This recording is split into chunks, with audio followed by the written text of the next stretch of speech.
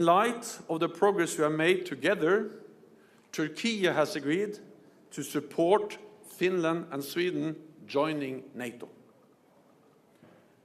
I want to thank President Erdogan, President Niinistö, and Prime Minister Andersson for the constructive spirit of today's talks. In NATO, we have always shown that whatever our differences, we can always sit down, find common ground, and resolve any issues. NATO's open door policy has been an historic success. Welcoming Finland and Sweden into the alliance will make them safer, NATO stronger, and the Euro-Atlantic area more secure. This is vital as we face the biggest security crisis in decades. And with that, I'm ready to take your questions. Okay, we'll start with Radio Free Europe. First row. Rika Josviak, Radio Free Europe. I wonder now, will Sweden and Finland be invitees as of tomorrow? Will you be able to sign the accession protocol tomorrow? And have you got assurances as well from Turkey that they not only will sign the accession protocol, but also ratify it later in the Turkish parliament? Thank you. Tomorrow, Allied leaders will make a decision to invite Finland and Sweden to join NATO, to become NATO.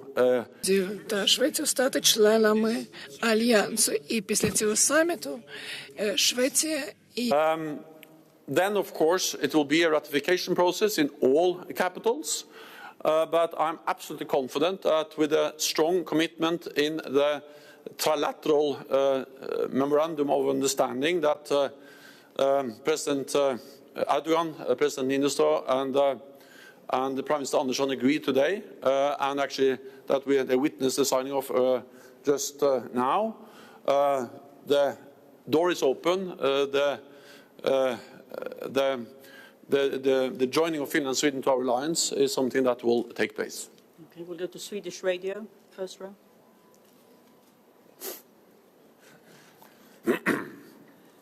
Jan Andersson, Sveriges Radio. How would you comment these negotiations, the first question, and the second one, what really happened today here in Madrid? What happened? Yeah, today. Today we met, we discussed, and we find a good solution. And that's the way we solve problems in NATO. Because we have to agree by consensus. And we had a very good process. Our officials, high officials have worked. There have been meetings in Brussels over the last days. I also spoken with President Erdogan 4 times on phone, and also, of course, met with and discussed this with Prime Minister Andersson and also President Niinistö over the last weeks. But then, of course, sometimes there's a need to meet in the same room, to meet at the highest level, heads of state and government, to finalize an agreement. And what happened today in Madrid, at the eve of the summit, was that we finalized that agreement on how to pave the way for Finland and Sweden to join the alliance and how to overcome the differences and the concerns that Turkey has raised, and also then for Turkey to clearly state that they invite Finland and Sweden to become NATO allies. So this is important, and I welcome, of course, that decision. BBC. Thank you. Secretary General Mark Lowen from the BBC.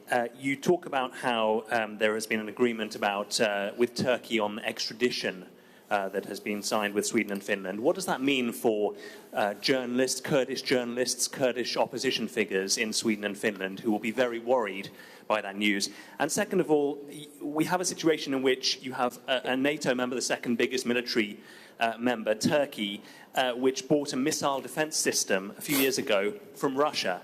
And now Turkey has been able to dictate the future membership of Finland and Sweden to NATO. Is that the sign of a functional alliance? So first of all, the joint memorandum will be published very soon. I think it will be on our homepage very soon. So then you can read the whole text on extradition and all the other issues which are addressed there. Second, I can say that Finland and Sweden, of course, are ready to work with Turkey on the pending deportations or extradition requests of terror suspected individuals. But at the same time that this extradition process will take place in accordance with the European Convention on Extradition. I mean, this is, of course, in respect of the rule of law, the legal systems in these countries, and also the European Convention on Extradition. But again, you can read the details, and I think it is important that extradition is a normal thing that NATO allies and other countries do when there are proven issues related to, for instance, terrorism or other kinds of criminal activity. But again, it's for Finland and Sweden to explain what they will do will of course be within the legal frameworks and the rule of law which these countries are based on. Then the other question was about the S-400, was it? Yeah. Well, so again, this is an issue we have addressed many times. There is no way to hide and no reason to hide that that's a difference between allies. But I think today also demonstrate that despite differences, and there will always be differences when we are 30 allies in the alliance, and now soon 32, that we are able to unite around our core task, and that is to protect and defend each other. At this summit, that will be a transformative summit. We will not only make a decision to invite Finland and Sweden to become members of the alliance, which is in itself an historic decision, we will also make historic decisions on the biggest overhaul of our collective defense since the end of the Cold War, on higher readiness forces, on more pre-positioned equipment, on more forward combat formations. And then we will also decide to step up support for Ukraine, and we will agree a new strategic concept, the Madrid strategic concept. So yes, it's obvious that there are differences when you have 30 allies, but it's also the strength and the success of this alliance that despite those differences, we are able to agree on the big and important things. And at this summit, we actually agree many important historic decisions at the same time. Deterrence and defense, inviting Finland and Sweden, new strategic concept, support for Ukraine, and many other decisions. NTV. Secretary General, two short questions. First, how binding is this memorandum for Finland and Sweden, bearing in mind that Turkey was very worried that the day these two countries join NATO, they will resume their behavior towards Ankara? And the second question is, you were very much involved and you were a honest broker between Ankara, Stockholm and Helsinki, and President Erdogan trusts you very well because you know each other for 25 years. There was such a tension. How come this three countries, do you think that these three countries after their membership could be hugs and kisses? Thank you. Well, I strongly believe that when we have a common interest in fighting terrorism, then we can agree. And the reality is that, of course, Turkey is very concerned about terrorism. No other ally has suffered more attacks from terrorist organizations than Turkey. And Finland, Sweden, the European Union, NATO allies regard PKK as a terrorist organization. And therefore, to fight that organization and also individuals that are responsible for terrorist attacks against Turkey, that's actually an obvious responsibility for all NATO allies, because terrorism is something we have to fight in all its forms and manifestations. And the joint memorandum that is agreed now reflects that reality. I'm glad that we were able to convene the leaders, and then based on the excellent work on by our officials over many weeks, the leaders were able then to crack a solution to find the final agreement today here in Madrid. And I'm confident, absolutely, that both Turkey, but also, of course, Finland and Sweden will stand by the commitments in this binding, in this memorandum of understanding. Okay, Hufvudstadsbladet.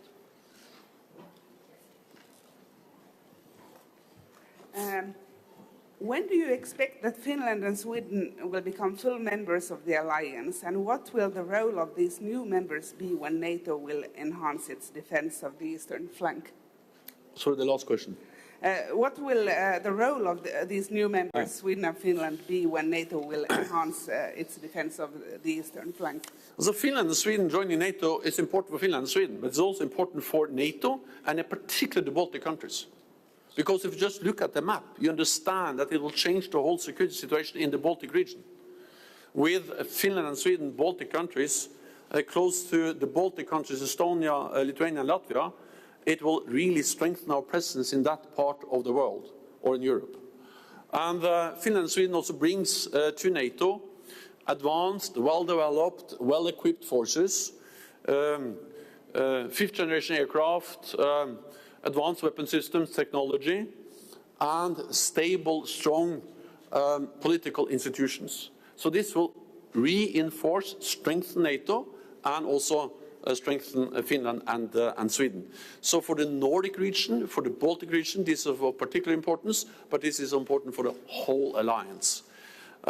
So this is what Finland and Sweden will bring to us, and they will be part of that adaptation, the reinforcement of our collective defense that will be agreed tomorrow by NATO leaders. The first question? And when will they be? When? Well, first of all, what has happened now is perhaps the quickest ever process so far. The fact that we just weeks after they applied for membership can invite them. So it's harder to imagine any quicker process so far. And that's a good thing, because we face a very critical security situation in Europe. And it also sends a very clear message to President Putin that NATO's door is open. You have to remember that in December last year, President Putin put forward so-called security treaties to be signed with NATO. And one of the most important messages from President Putin there was that he was against any further NATO enlargement. He wanted less NATO. Now President Putin is getting more NATO on his borders. So what he gets is the opposite of what he actually demanded, and that was to NATO to close its doors. We are demonstrating that NATO's doors are open. NATO's door is open. Then when? Well, that is for 30 parliaments to decide. I know that many parliaments have already started the process, so I think there is a strong will among allies to ratify as soon as possible, but I cannot promise anything on behalf of 30 parliaments. Okay, Sky. Deborah Haynes, Sky News. Can you just say clearly what message do you want this decision to send to Vladimir Putin? What message is NATO sending, not just from Finland and Sweden decision, but from the summit? And just secondly, how worried are you that this decision to invite Sweden and Finland to join the alliance could actually expose the two countries to greater risk, to greater threats from Russia? The most important message this decision sends is that every nation has the right to choose its own path, and that NATO respects the sovereignty of every nation to choose its own future. Of course, we respected for many, many years the decision by Finland and Sweden not to join NATO, to be neutral countries, and we worked together with them as highly valued partners. Then when they decided that they wanted to join NATO, then we have demonstrated by the decision that leaders will take today and the agreement between Finland, Sweden and Turkey today, that leaders will take tomorrow and Finland and Sweden agreed with Turkey today, that NATO's door is open and that it's possible to join the alliance. And that's exactly the opposite of what President Putin wanted to achieve with the security agreements he wanted to sign with NATO before he invaded Ukraine. This is a Finnish and Swedish decision. I'm very confident that's the right decision and that it will strengthen their security, that they stand together, covered by NATO's collective security guarantees. Politico. Thank you very much. Beyond the Memorandum of Understanding with Finland and Sweden, did NATO allies provide Turkey with any further assurances, for example, on issues like the sale of fighter jets? Thank you. No, what we have agreed today, and that's an agreement between Turkey, a NATO ally, and Finland and Sweden, is this memorandum. And what is agreed there is what is stated there. It's no reference to any specific types of weapons, but there are clear references to the fact that now Finland and Sweden will have no arms embargo against Turkey, and I welcome that because I don't believe that allies should have arms embargoes against each other. And I've said that and stated that for many years, and therefore, of course, I also welcome the decision by Finland and Sweden. Bloomberg.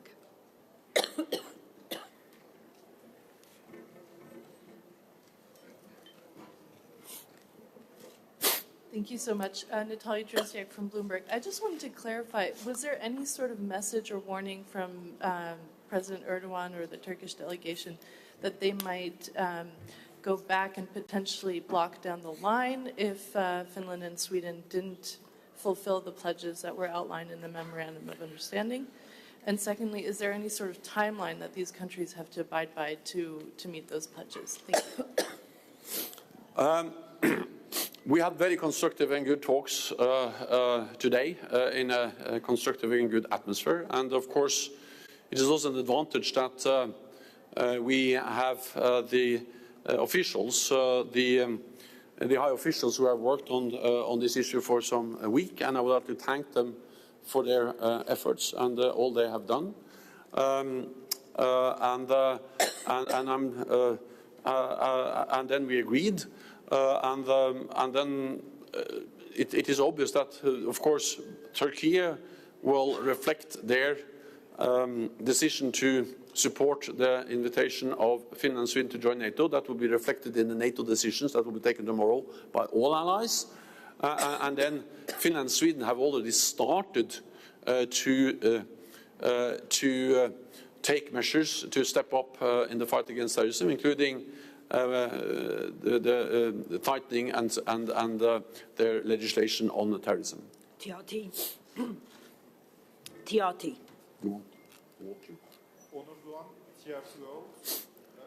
Secretary General, we understand that there is full cooperation with Turkey in the fight against the PKK and its affiliates, YPG and PYD terrorist organizations. Can you please give us more details on the scope of these cooperations? Thank you. Well, again, I will refer to the trilateral memorandum because there you have all the text and all the details. And I think it's important to refer to that precisely. But it is clearly stated that Finland and Sweden will work together with Turkey on fighting terrorism, and they will demonstrate their solidarity with Turkey in the fight against terrorism in all its forms and manifestations, which constitutes a direct threat to the national security of allies as well as to international peace and security. And as prospective NATO allies, Finland and Sweden extend their full support to Turkey against threats to its national security. To that effect, Finland and Sweden will not provide support to YPG, PYD, and the organization describes as FETÖ in Turkey. Turkey also extends its full support to Finland and Sweden against threats to their national security. And Finland and Sweden reject and condemn terrorism in all its forms and manifestations in the strongest terms. I don't think there is a need for me to continue to read from the joint declaration memorandum. You will see it very soon, if not already published, and then that's what we have agreed. We'll take one final question from Frankfurt Allgemeine. Thanks a lot. Thomas Kutschka, Frankfurt Allgemeine Zeitung. Secretary General, you just said that allies should not have arms embargoes against each other. Obviously, there are allies who still have an embargo against Turkey. Germany is one of them, and there's more. Are you calling on these allies to also lift the embargo? Does the agreement today change a policy of NATO? So does it have any ramifications for the other members, possibly also with regard to YPG? And just, if you could just explain whether tomorrow Sweden and Finland will be allowed to participate in all sessions, or 2 sessions, and then the third one on a Thursday, or just in the session with partners? Thank you. Finland and Sweden will participate in the session with partners. We have to sign the accession protocol before they are formally invitees, but that will happen immediately after this summit. So the political decision has been taken, and that will be reflected in the decisions that leaders are going to take tomorrow as 30 allies. Today, I'm glad that we reached an agreement with Turkey and Finland and Sweden to invite them to become members and also to address the serious security concerns that Turkey has raised. I say that knowing that we have not solved all differences within the alliance. There will still be issues that we don't look eye to eye, and I'm aware of that also some countries have restrictions on arms exports to the United States. So I'm not saying that we have solved all problems, all challenges, all differences, but we have demonstrated the strength of our alliance because we have been able to take a very important historic decision to invite Finland and Sweden, our closest partners, to become NATO's newest members. Thank you very much. This concludes this press conference. We'll see you tomorrow. Thank you.